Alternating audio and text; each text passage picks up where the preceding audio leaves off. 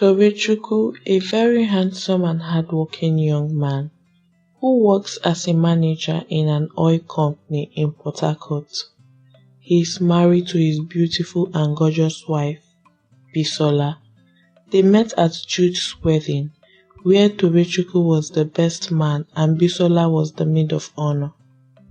Jude is TOBECHUKWU's best friend, and he married Janet, who is also friends with BISOLA. TOBECHUKWU and BISOLA's marriage is blessed with two beautiful children, a boy and a girl. BISOLA had been a housewife, taking care of her family, but now it's time for her to focus on herself, just as they had planned.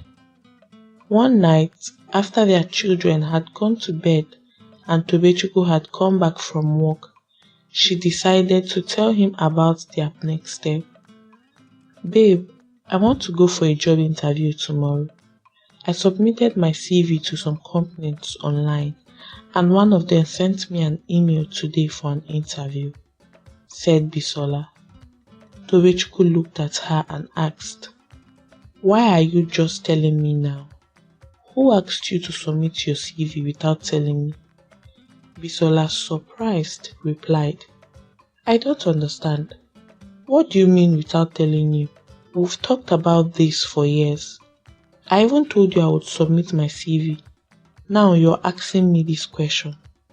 "Well, I'm telling you now, so you don't say I didn't tell you." TOBECHUKWU shook his head and said, "You are not going anywhere. If this is how you're talking to me now." He left the room. BISOLA sat on her bed helplessly, with tears running down her face. When TOBECHUKWU met BISOLA, she had just finished her National Youth Service and was job hunting. She didn't get a job for 2 years, but during that time, she and TOBECHUKWU were dating and eventually they got married. 3 months after their wedding, she got pregnant, and they both decided she would stop looking for work to focus on the baby until the child was born. Things changed when she became pregnant again, just 5 months after their first child was born. She was heartbroken at first, but with TOBECHUKWU's support and encouragement, she accepted and had their second baby. After the 2 children came, they were a handful, so they both agreed she would take care of the kids until their first child was 2 years old. When the children grew older, BISOLA had gone to TOBECHUKWU to plan how they would manage the household together, so when she started working, everything would be organized. But TOBECHUKWU didn't surprise her. He gave her another excuse, just like he had been doing for the past 5 years they had been married. That night, BISOLA cried herself to sleep, like she had done so many times before. The next day, after work, TOBECHUKWU met his friend Jude at their favorite spot, a bar. They talked about work, and then Jude asked after TOBECHUKWU's family. "Nwanne, kekwanu, how are your children and how is Bisi?" Jude asked. "I'm fine, oh my friend. The kids are doing great and Bisi is well. We thank God," TOBECHUKWU answered. Then he asked, "How is Janet?" "She's fine," Jude replied. The 2 men caught up, chatting about everything going on in their lives. Then TOBECHUKWU casually mentioned that BISOLA had been planning to go for a job interview, but he stopped her from going. Jude, shocked to his core and growing angry, couldn't believe what he was hearing. His voice boomed in the bar. "What is wrong with you?" Heads turned as everyone looked at them. Startled by the sudden outburst, Jude quickly realized that he had caused the scene and apologized to the other customers. But when he turned back to TOBECHUKWU, he was still fuming, though he lowered his voice. "TOBECHUKWU, How long will you frustrate that woman? You both have been married for 6 years. 6 years, and you still haven't let her walk. As far as I know, this isn't what you told me you had done. TOBECHUKWU shifted uncomfortably in his seat but didn't say a word. Jude's eyes were blazing as he continued, his voice filled with anger and disappointment. My brother, if you ask me, let that woman breathe. She has sacrificed so much for you and the kids. Let her live her life. That's all I'm going to say. And don't come complaining to me when she rejects or rebels because you have been pushing her too far. TOBECHUKWU latched onto that word, rebel, as if it was the key to everything. That's what I've been saying. That's what I've been saving her from. If I let her do whatever she wants, she will definitely start disobeying me. I'm protecting her. I'm protecting her from bad people and bad advice that could harm our marriage, he said with such certainty, like he was making perfect sense, completely sure he was doing the right thing. Jude's face twisted in disbelief. So of all the things I just said, it's rebel that caught your attention, Abby? You didn't even think about your wife. You didn't even think about how she feels, what she's going through. It's all about you, TOBECHUKWU. I didn't know you like this, so Jude shook his head, clearly disappointed in his friend. TOBECHUKWU leaned in his tone, firm as if he was stating a fact. It's not about me. I'm thinking about us, about our family. She won't understand. I'm older than her, and I know how the real world works. I expect you to understand me, Jude. Jude leaned back, defeated, his heart heavy with sadness for BISOLA. This is your marriage, my friend. Deal with it as you see fit. I'm tired of trying to reason with you. His voice was low, but the disappointment was clear. Jude couldn't stop thinking about BISOLA. What she must be going through. She had no one to talk to, no one to share her pain with. Even her own husband, the one person who should stand by her, was the one causing her suffering. This world no balance, so Jude muttered under his breath. When TOBECHUKWU got home that night, he found BISOLA crying uncontrollably. Confused, he rushed to her side and asked, "What happened?" She didn't answer him. She just kept crying. He asked her repeatedly, but she still didn't say a word. Just then, his phone rang. He picked up the call. "Man, I just heard though. Take heart. Jane just told me now. Please send my regards to BISOLA," Jude said. "Heard what?" TOBECHUKWU asked, his heart pounding. Jane told me that your father-in-law, BISOLA's father, had passed away. He died this evening," Jude explained. TOBECHUKWU's hand froze as he dropped the phone and rushed to his wife, pulling her into a tight embrace. "I'm so sorry, BC, I'm so sorry," he whispered, holding her as she continued to sob. The next morning, BISOLA traveled to be with her mother and family. She stayed at her parents' house for a week, grieving with her loved ones before returning home. When she arrived back at her husband's house, her children were overjoyed to see her again. TOBECHUKWU was the happiest, as he had been exhausted from taking care of the kids alone. BISOLA had come back on a Sunday, and that night she sat down with TOBECHUKWU to discuss the burial plans. "Babe, these are the plans for the burial," BISOLA began. But before she could finish, TOBECHUKWU interrupted her. "What about the children?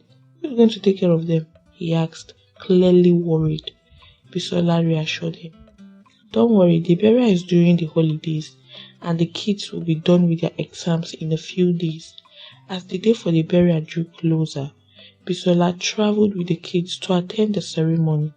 Once the burial was over, they stayed with her family for a few weeks since the children were on holiday. BISOLA spent this time with her mother and siblings, cherishing the moments despite the sadness of the occasion. After 3 weeks, she returned home with the children. Life slowly returned to normal, and the kids resumed school. 2 weeks after coming back from her father's house, Bisola finally went to the job interview she had been preparing for, and she got the job. The payment was more than she could have hoped for. Filled with excitement, she called her friend Janet, who owned a luxury spa in the city. Later, she visited her shop to share the good news. "They am so happy for you.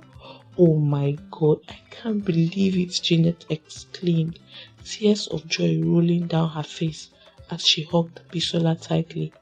"Thank you," Bisola said, smiling brightly. "I'm so happy for myself too." The two women shared a joyful hug, but then Bisola pulled back and gave But then Janet pulled back and gave Bisola a curious look. "I know that look," Bisola said. "Go ahead, say it, I'm listening." Janet hesitated but finally asked, "What about Toby? You haven't told him anything yet, and now you've got the job. What's your plan?" Bisola smiled, a newfound confidence in her voice. "Don't worry, dear. I know what to do and how to do it. Enough is enough." Janet smiled proudly, nodding in approval. My BC is back. My ambitious, intelligent, and confident BC is back. Good luck, girl. I wish you all the best." "Thank you, dear," Bisola replied, laughing along with Janet as they both basked in the moon.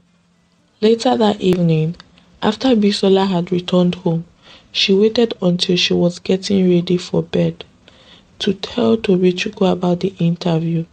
She started explaining how she had submitted her CV shortly after returning from her father's burial and had been called in for an interview. Before she could finish, TOBECHUKWU suddenly stood up from the bed, his face a mix of shock and confusion. "How? When?" he asked, almost panicking. Bisola calmly explained, "I submitted my CV when I got back, and I went for the interview today. They called me right away and offered me the job." TOBECHUKWU's face darkened with worry. "You see, this is exactly why I've been protecting you, shielding you from the world. Tell me, how can you get the job immediately after the interview? They have seen how beautiful you are, and now they want to keep you close so those hungry lions out there can devour you," he said, clearly panicked. "Oshe protector," Bisola said sarcastically. "So I look like a sheep or a goat that lions are waiting to devour, Abi?" She shook her head in frustration. "All these flimsy and sly excuses won't work this time. I have made up my mind. I start the job on Monday. Good night." With that, she turned and went to bed. TOBECHUKWU was restless all night. He barely slept, tossing and turning as his mind raced. The next morning, Bisola carried out all her usual routine, got the children ready, and dropped all of them at school. When she returned home, she noticed TOBECHUKWU's car was still parked in the compound. She went inside and headed upstairs to check on him. To her surprise, she found him sitting on the bed, his face serious. When she entered the room, he looked up at her and said, "Bisola, please sit down. I need to talk to you." Confused, Bisola sat down on the edge of the bed, waiting for him to speak. "I know you want to start working," TOBECHUKWU began slowly, "but you're still very young. You can't handle the outside world. Just give it more time. You can work later. After all, I'm providing for all your needs. Why do you want to work?" "Needs," Bisola's voice cracked, and her eyes filled with hurt. "How many times have you asked me what I actually want to be? How many times have you appreciated me for being your wife or for taking care of the kids? How many times have you told me to take a break because you've got it handled? How many times have you prayed for me or said anything positive to me?" How many times her heart was breaking and her voice wavered. "But I provide for you I give you money. I take good care of you and the children, Tobechukwu answered defensively, his tone bold, as if he truly believed that was enough. Money, money, money, money. That's all you ever talk about, Bisola cried, her frustration bubbling over. Is it money that I eat? Is it money that the children eat? Tobe, listen to me. You work and you provide money, yes, but that's not enough. I can't take money, put it on a plate and serve the children. Neither can I eat money. I have to turn it to food, to clothes, to so many things to help you take care of the children. Money can't talk to me. Money can't understand me. Money can't love me. I married you because I loved you, not your money. We promised each other love, support and care, not just money. But Tobechukwu tried to interject, but Bisola cut him off. Let me finish, she said firmly, her voice shaking with emotion. I got married to you at 21. I was looking for a job, but when I got pregnant, I stopped so I could take care of our baby. Then another baby came along, which I don't regret for 1 second. But we both agreed that once the children were older, I could start working again. It's been 6 years, Toby. Ada is 5 and Junior is 4. Nothing has changed. You are still not letting me work. All you've done is make excuses. She took a deep breath, fighting back tears. I cried myself to sleep so many nights. But now it's different. Things have changed. All I have done is love you, understand you, and care for our children. Don't I deserve to be me too? I have sacrificed years of my life for you and the kids. I never thought of myself, and the few times I do, you still find an excuse to stop me.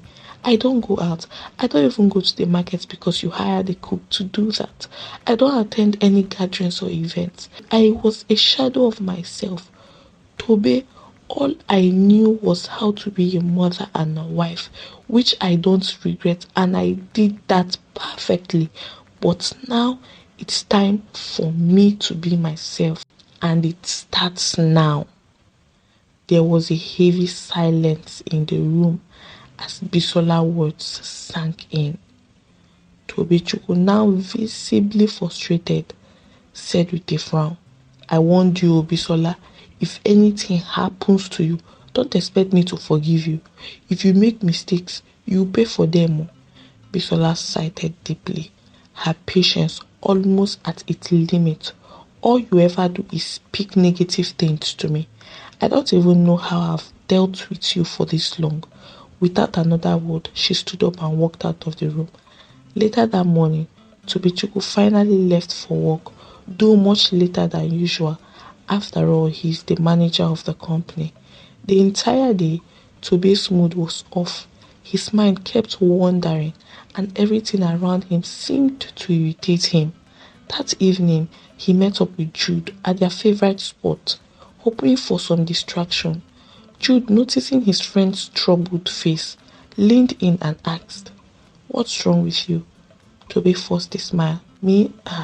I'm fine. Just work stress, Jude wasn't buying it. Come on, stop that. I know you too well. Something is definitely wrong. So don't even try to pretend, Jude persisted, his eyes filled with concern. It's nothing serious, Tobe replied, trying to brush it off. Nothing serious. Jude raised an eyebrow. And yet you look like this. He studied Tobe's face more carefully. Are the kids okay? Is everything fine at home? Tobe sighed deeply, finally giving in. The kids are fine. It's just Bisola found a job. She's starting on Monday. Jude's face lit up. That's great news, he said, raising his glass. Cheers to her new job. But Tobe didn't raise his glass. He just sat there, his expression still clouded with unease. Jude puzzled, lowered his glass and asked, Wait, aren't you happy for her? Tobechukwu sighed deeply and placed his glass down on the table, avoiding Jude's eye. It's not that I'm not happy for her, he began, his voice low. But I don't know how things will change now that she's going to start working. She's been at home for so long. taking care of the kids, and I've gotten used to that. I don't want the family to fall apart because of this new job. Jude leaned back in his chair, surprised. Tobe, she's been talking about this for a long time. You knew this day would come. Don't you trust her to manage everything? She has always been responsible.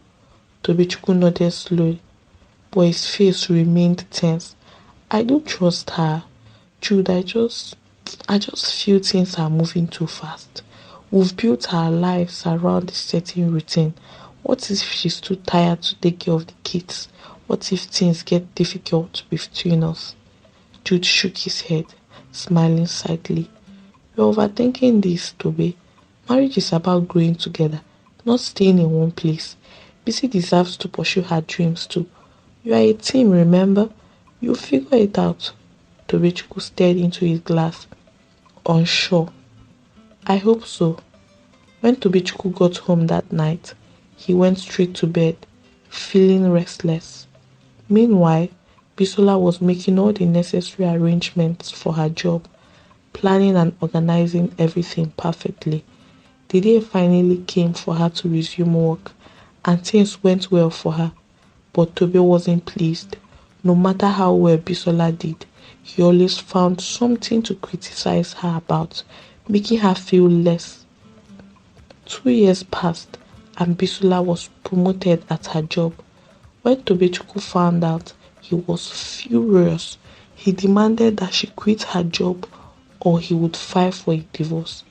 BISOLA, unwilling to give up her career and equally unwilling to lose her husband, continued working, true to his word. Tobechukwu filed for divorce and handed her the papers to sign, but she refused. Hoping to reason with him and save her marriage, BISOLA invited their friends, Jude and Janet, over one Sunday afternoon to talk things out. Maybe, just maybe with their help, Tobechukwu would understand her and call off the divorce. When Jude and Janet arrived, everyone gathered in the sitting room. Jude, sensing the tension, gently asked Tobechukwu, Tobe, my friend, can you tell us why you want to divorce BISOLA? Tobechukwu, looking frustrated, started. Well, thank you both for coming. The truth is, BISOLA here has been disrespecting me in my own house. I told her not to work, but she refused. She's working and now my children and I aren't well taken care of. On top of that, she's having an affair with her boss. How else can she get promoted so quickly? She's neglecting us. Jude, I can't take it anymore, he said, his voice rising as he vented his frustrations. Jude, after listening patiently, turned to BISOLA. BISOLA, do you have anything to say?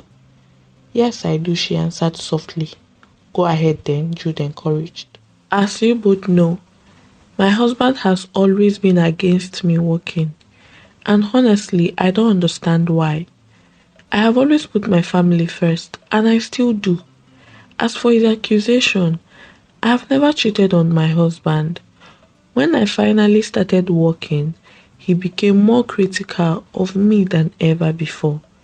He would say negative things, making me feel like I couldn't handle anything, she explained, her voice cracking with emotion.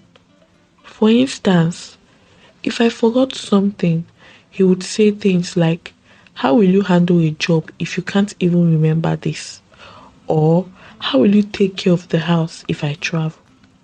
I don't even go out for myself. All I do is stay home and take care of my family.